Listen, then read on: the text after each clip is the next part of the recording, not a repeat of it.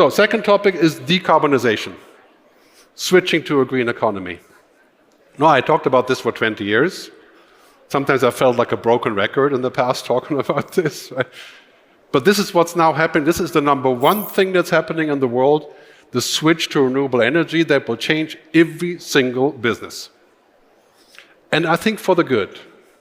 Not just for the good of the planet, but also for financial good. So, this fact here, you know, about 18% of our CO2 is livestock and food. And you know that people my age have been the ones who have generated 50% of CO2 in the last 25 years. Can you imagine? I mean, people my age basically are responsible for half of the world's pollution, right? In 25 years. So that's a fact here, and the other fact is, when you're looking at this statistic, beef is on the very top of that CO2 agenda. Okay. Is there ways to grow beef and to farm that could be different? Of course there are. Right? There are other pressures that don't make us go down this direction. I mentioned earlier, we're now in this kind of scenario where many of us have thought, okay, that's impossible that we're going to see more carbon taxes, but I'm here to tell you we're going to see carbon taxes on flying an airplane, mandatory, in the next few years. Every airplane ride you take, mandatory carbon tax. We're going to see a carbon tax on meat. We're going to see a carbon tax on regular cars going into cities. The City of London is considering only allowing electric cars. So what do we do with this? Okay. Well, unthinkable is the new normal. We have to think different. And I think that sometimes we're challenged or threatened by this because we prefer not to think the unthinkable, right? We want to stay comfortable. But it's good practice. You know, when I started out being a futurist, I wrote research reports. And I would sell the research report with a secure PDF for like, $5,000 a piece. I sold a lot of them.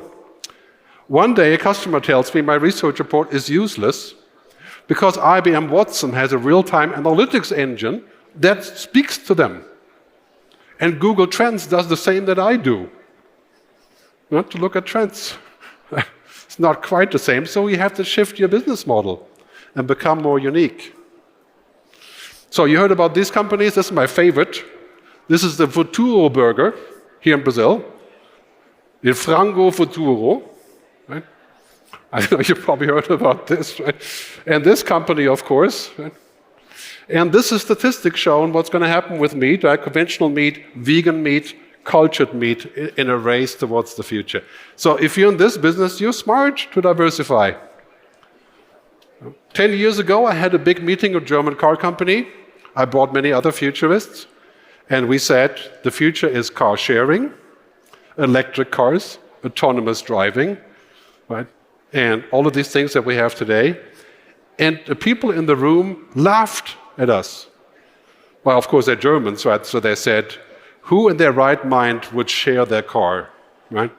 Share my car, that's not going to happen, right?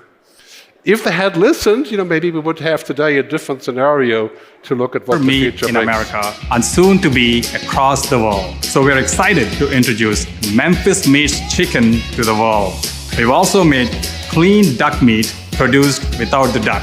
With demand for meat growing so quickly, there are not enough resources to feed the planet. We need to completely change the way meat gets to the plate. We invited a taster to have the first bite. Tastes like chicken. Anyway, I probably shouldn't show that video to people who like real meat. But so there's a challenge. What do we do with this, right? And the other thing is, what 80% of the world's energy is derived from fossil fuel today. If that continues, your children will not be happy. I can guarantee it. At 2-degree global warming, we're going to do a lot of suffering already. 4 degrees, we're talking about 500 million climate refugees from the south, right, where it's hot, but you're kind of in that realm yourself, right? And then we have what's happening in America. All of a sudden, the American government finds $500 billion for the IRA, not the army, but the Inflation Reduction Act, right, to put into green energy. and switches around. This is what we need in Brazil. Because the Americans have realized there's more money in the new way of developing energy than there was in the old. Which is hard to believe because today, $3 billion of profit every single day comes from the oil industry, oil and gas. That is going to be tough to replace this. So as we go into this future, we're looking basically at the curve again from the beginning. So the World Economic Forum says roughly about 50 million new jobs. If you're worried about jobs in Brazil, this is where they are. Right? Climate technology, climate mitigation, climate adaptation. It's worth spending the money. So here's a lesson, the next one, big one. Green is the new digital. If you think that your store and your supermarket has to innovate by being digital, that's good. That's an ongoing thing. Right? Now the second one is you have to innovate by being green, by being sustainable, at the same time. In fact, using technology can make you green. By having less waste, for example, less pollution, less plastic. I mean, there's a long list of not using certain kinds of packaging, using different ways of charging and so on and so on. It's a very long story. Right?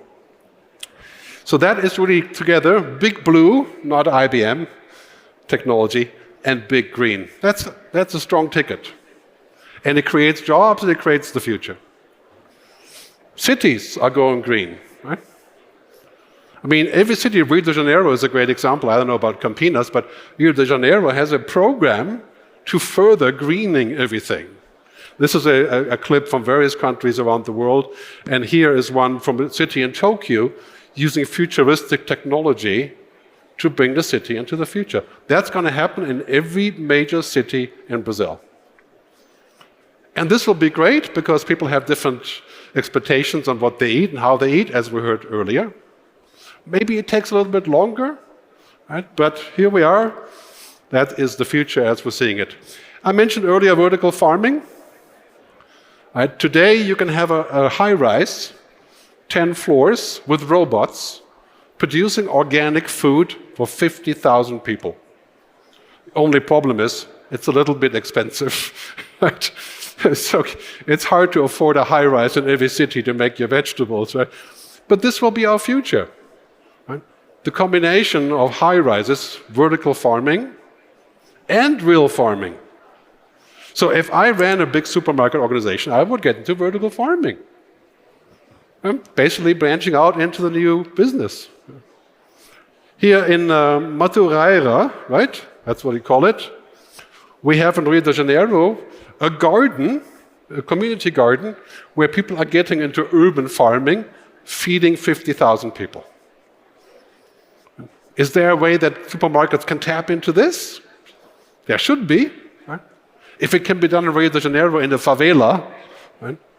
Can it be done other places? Absolutely. Right? Wall Street Journal has a great article about this.